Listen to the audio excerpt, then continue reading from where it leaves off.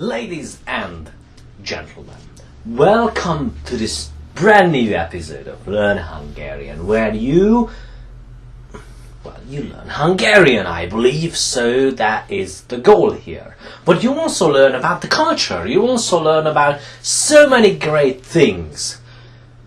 I mean the language and the culture. And the history. So you will be learning about the language, the culture, and the history. So many things. So many mind-blowing, ear-something things. And people. Also the people. So it's like history and the language and the culture and the people. And cars. And art. And you know what? Let's begin this fantastic, brilliant, unbelievably great episode of Learn Hungarian.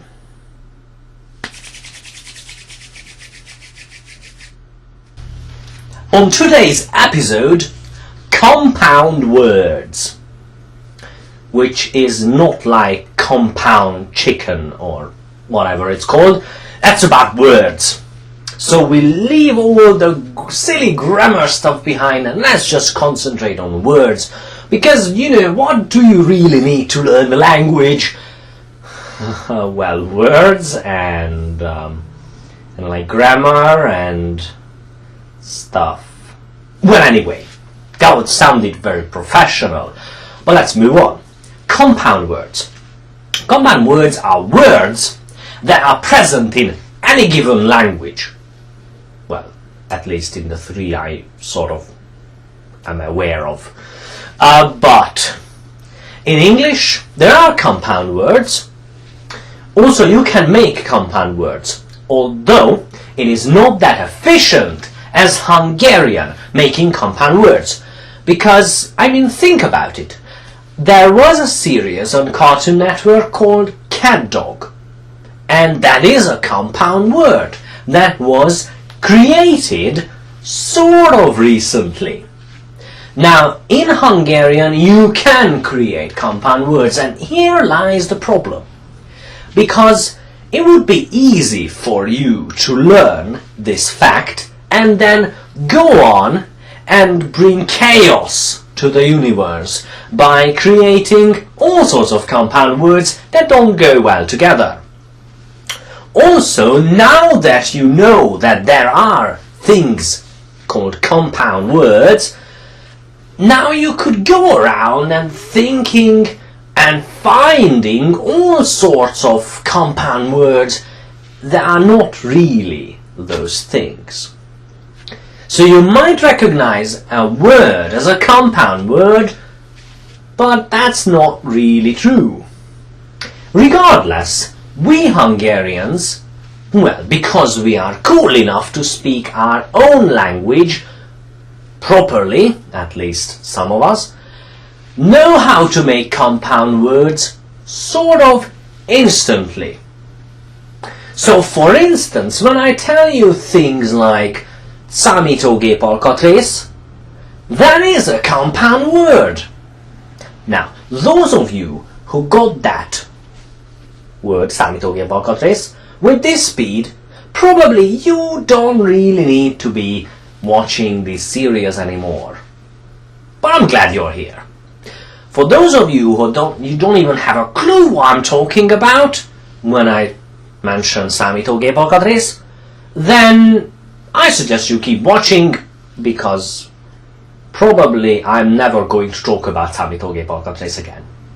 But other cool stuff, you know. Okay, now, enough is enough. Let's see what a compound, whatever word looks like. So there, that is a compound word. Probably not the best in the whole compound word universe, but it is something. I mean, think about it. It has letters, it has an R, which is kind of hard to pronounce at some point in, you know, for somebody. But anyway, so let's analyze it. So a compound word is quite easy. You find two sets of words, or a set of two words here and then this one means something, this one also means something, and naturally together they mean something different, although it should be very close to the original stuff. Now, this word means plate, and it pronounces as tal. And this one means tree, you know, like the tree thing, the green stuff in the forest. And if you didn't know, so this is pronounced fa. Now together, fatal, well, that could translate to tree plate, but that doesn't make much sense, does it? So yes, well, okay. Now, obviously, there is no direct translation here. Although this example is quite easy, so you probably figured out that it's a wooden plate. Because tree plate doesn't make much sense, but a wooden plate does. Now, while English loves using multiple words to create an expression to explain something, Hungarian simply uses a compound word. That's why we have long words, because it's very rare that a word such as megszentségteleníthetetlenségeskedéseitekért, that we analyzed some time ago, is not a compound word. And it is a compound word, at least the core. And then there's a bunch of attachments attached to it. But anyway, so the idea here is that you have to understand the compound words, the style, this whole universe of how to create them. Now, for some people it's easier to understand this sort of set of rules in that universe, and for other people it's easier to actually learn all the words, all the compound words as separate words. But since you learned this today, you can't unlearn it. So that creates the question, what's the best for you and how to avoid unnecessary compound wording stuff? I'll tell you what it means in just 1 second. Now what about this thing? This must mean something. And there are no colors here either. This must not be a compound word, and well, it isn't a compound word because it means, and it spells or it pronounces idiota, and it means idiot. Unfortunately, in the Hungarian language there is a name like this, idi, and there is a word describing time stuff, meaning since then. So actually you could think that this word means since idi. Maybe did something or whatever. But no! This is not a compound word, even though it might look like one. So that is not the greatest example in the universe, of course, because it contains a name. But there are all sorts of things that you can think of as a compound word. But fear not.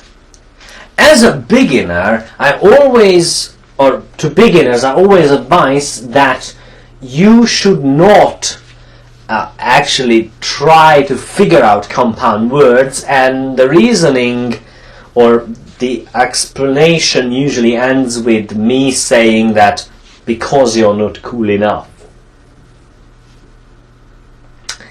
And that could be true in the sense that you have not been part of the Hungarian society since birth. And that is a crucial thing. And that's what people sometimes, or some people sometimes forget, and believe that they might be part of the culture now, since they've been living there for like 5 years, 10 years, maybe 20 years. But the problem lies at birth. And there is a reason for why a society considers like true members, or thinks about true members as if they are there since birth. Because philosophically, a culture gives birth to you in a weird way, and then it raises you, gives you all sorts of stuff, experience that you couldn't have had if you hadn't been born here.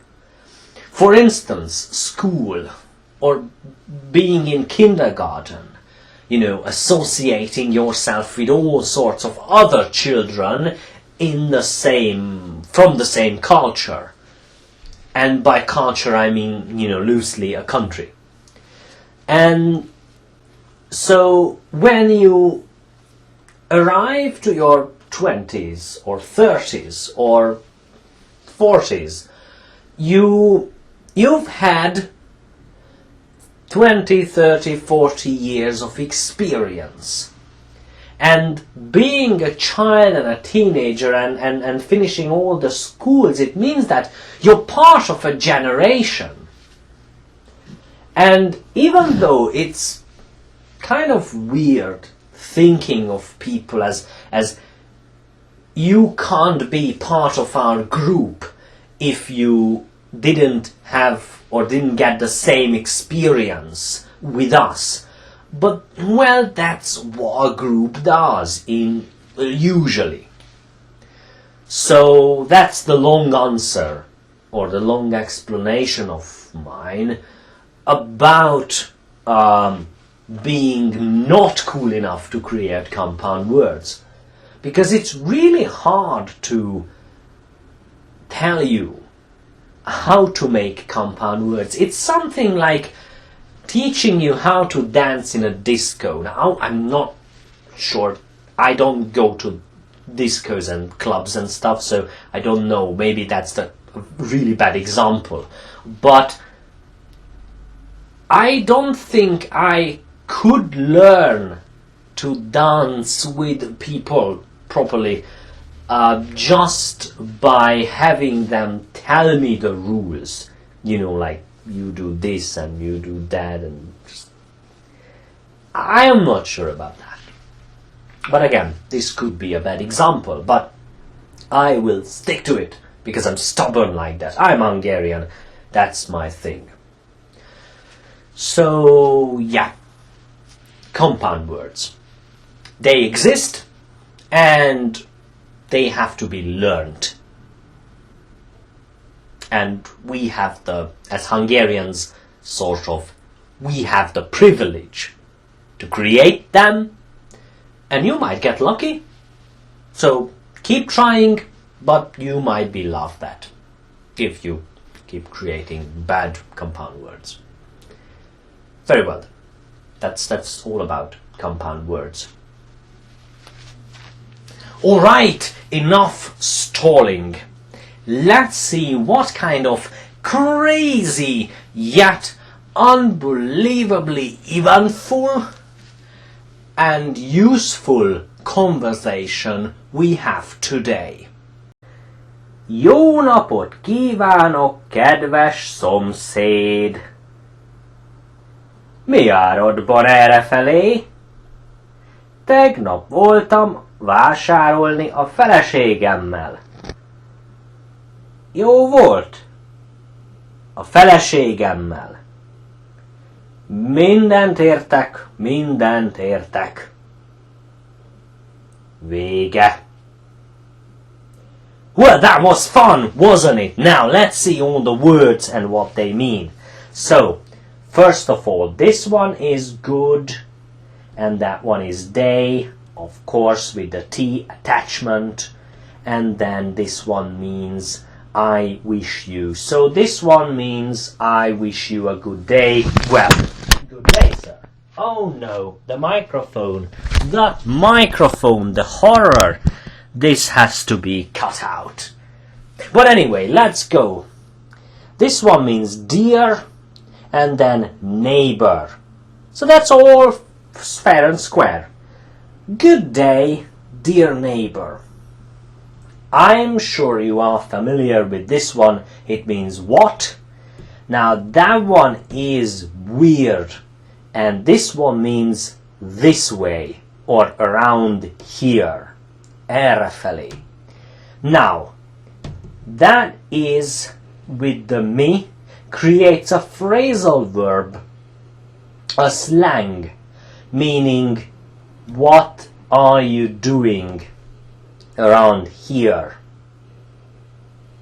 That one's easy. Yesterday, and then I was. You remember the ni, creating a connection between verbs. This one's vásárol is to shop. So I went shopping. Even though Hungarian says that I was shopping, that is not the English present continuous. That's supposed to be I went shopping as a translation stuff. Now this is great. This is a long word, but what it really means is wife. Feleségemmel. So yesterday I went shopping with my wife. And then again, jó turns up, and volt again, obviously without that puts it into third person. So was it good? And then it repeats with my wife. Definitely not good, I hope, at least judging by the story. Now let's see, értek. It means, you might know, to understand something. I understand something. And the T, minden, means everything. So I, in general, that's why it's not in, what's it called, definite mode. It is indefinite, because in general I understand everything. And the same here as well. I understand everything. I understand everything. Wow, that was crazy and interesting, wasn't it? Wasn't it? Well, I hope it was, because to me it was. So we learned a lot of words today. Just, because it's fun to learn words. But we learned things that you already know. At least I really hope that you already know these things. If you don't, you might need to watch the previous episodes, because they are fun and contain the things that you need. Yeah. So, today we encountered, not the first one, but among the first ones, a new phrasal verb, because we have that too. Or you can call it slang. You can call it whatever you want. It doesn't change the fact that you have to learn these things. So miáradban errefelé, with or without the errefelé, because it has a definite meaning, miáradban is basically the equivalent of what's up. That is not a new thing. It's quite old, about 20-30 years old, but I thought it could be interesting, so I did it. And you can't judge me, because, well, you can't do anything about it. Yeah. Anyway, so that's what we learned. One of the things. The second is the last sentence. it might sound like some sort of cool poem. You know, I understand everything, I understand everything. Or maybe it's Shakespearean, you know, with the thing, you know, like.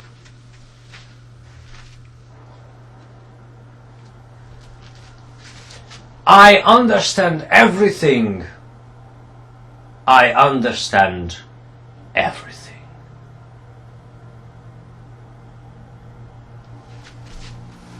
Alright, that is over. But no! Hungarian just loves, because we speak quite quickly or fast, Hungarian does love repeating stuff, even whole sentences. Just like here, I understand everything, I understand everything. Even though English would say something, at least what I understand is, well, I understand everything, I really do. Hungarian doesn't do that. Because we don't have do. In a way, we can't just say that. We don't have an auxiliary verb. Either you say the verb, or you say nothing. That's the truth behind it. That's the secret. But is there a more secretive way of thinking about this? No, this is not the History Channel. So, well, that's about it. I mean, we could go on and on and on about it, but you can just rewind and just just watch it again. So anyway, let's move on. Dancing! I mentioned dancing today. That wasn't deliberate, that was just me explaining stuff. But now I'm gonna pretend that I had already known that all along. So I mentioned dancing, and today I want to talk a little bit about dancing. Now you know what a little bit with me is like. So 20 hours of talking about dancing. Or maybe not, maybe just 2 minutes, maybe 2 seconds. Well, not the way I'm presenting it right now, because I'm just saying words and sentences that then don't make sense, actually just revolving around it themselves, whatever. Okay, anyway, so dancing. Every nation has its own dance, and I'm not talking about discos and clubs and, you know, having seizures on the dance floor. No, I'm talking about traditional Hungarian dance. First of all, there is a thing called Hungarian dance, and we might be able to listen to it if I can find it. Let's see.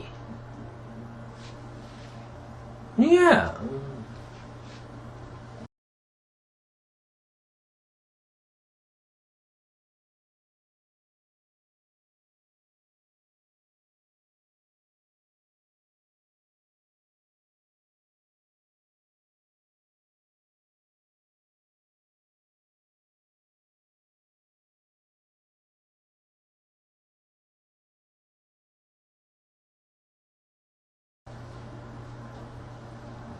Yeah. But no, actually I'm not talking about that Hungarian dance. That is a classical piece. Come on, microphone, behave. Okay, that is a classical piece, of course, and it's beautiful, and it's sort of Hungarian actually, but no, not in a sense of the dance part. We don't dance to classical music like that, obviously, because Hungarian dance is supposed to be thousands of years old, and then it means that, you know, we didn't have like a whole classical orchestra. Or did we? Well, according to History Channel, we might have had, but not according to me. So, we are talking about Hungarian dance. But before we talk about dance, we have to talk about the equipment you have to have in order to be able to do Hungarian dance. So, first of all, you really have to have loose shirt, you know, loose white shirt, which I don't have. I only have a black one. But it's supposed to be white with a vest. But you might see pictures actually, you know, around somewhere. Because I can do that with the magic of film! This series is getting out of hand. Because it used to be really nice and quiet. And now it's loud! I don't like it. But anyway, so, vest, black trousers, you know, really loose, big trousers, and tucked into big boots, and a hat, perhaps. But that's sort of optional. Not the Cossack hat, you know, like a Russian dancing man would have. No, it's just a cute hat, you know. That's a very Hungarian, with maybe with a feather or something. But anyway, so the most important accessory of all these is the boots, because at some point you have to lift your head and just clap your boots like that. Well, you can't actually see that. You're lucky you can't see that, because I'm terrible at dancing. But I was just trying to demonstrate. Not very well. But anyway, okay, and then clapping, of course. Now, alright, this is the traditional Hungarian dance, and you might be able to, at this point, if I did my job correctly, or everybody did that job correctly, you might be able to see clips. But the thing is that there are certain moves that are easy, and the easy moves are usually done at weddings. Traditional Hungarian weddings. Sort of religious, sort of not religious, but the truth is that it mainly revolves around food, because food, and dancing to some, you know, sort of classical Hungarian music, maybe with a little bit of rock into it nowadays, but still. And then what people usually do is called csárdas. That is a basic step that you can do, you know, just doing that. And that is the basis of most dances, most Hungarian traditional dances. But, you know, it's like when you start drawing a face. Try to imagine that analogy. You know, you start doing a circle, and then you do all kinds of crazy stuff, and then it's finished, and it looks like a real person. You know, very, very real. That's what a dance, Hungarian dance, looks like. That it starts with this easy step, and then they complicate it so much that it's crazy, and I could never do such a thing. One thing though, that Hungarian is sort of famous, and when I say sort of, the reason is because Russian acrobatic dancing is a bit more famous. So we don't do that sort of crazy stuff, but Hungarian dance has its moments, and they are cool. So let's enjoy some. And then that would be sort of the goodbye, actually. But I'm not saying goodbye right now, I will come back, just so you can see my face one last time.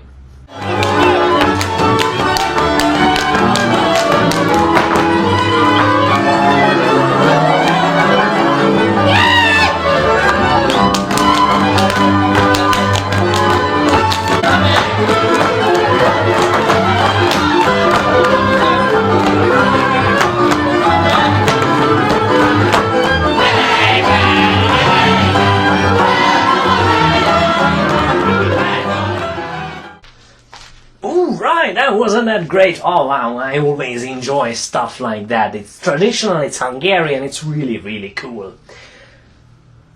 Well, not according to the youth in Hungary, but who cares about them? I mean, you know, we are old people now. It's just like, you know, like not 5. Well, anyway, so thank you for watching the series.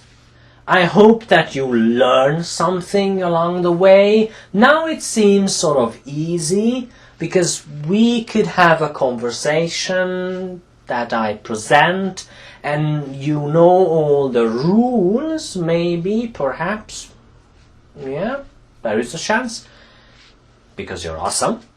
And then we can just move on. There is really not much that we can do on a basic level, but there are also stuff that we can venture into.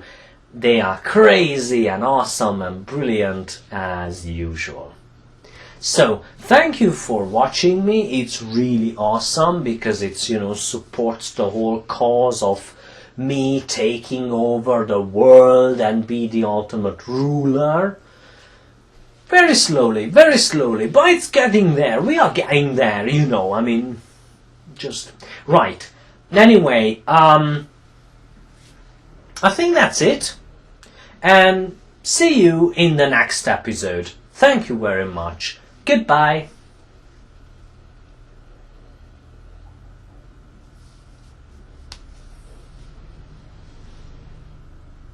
I think I should turn off the camera.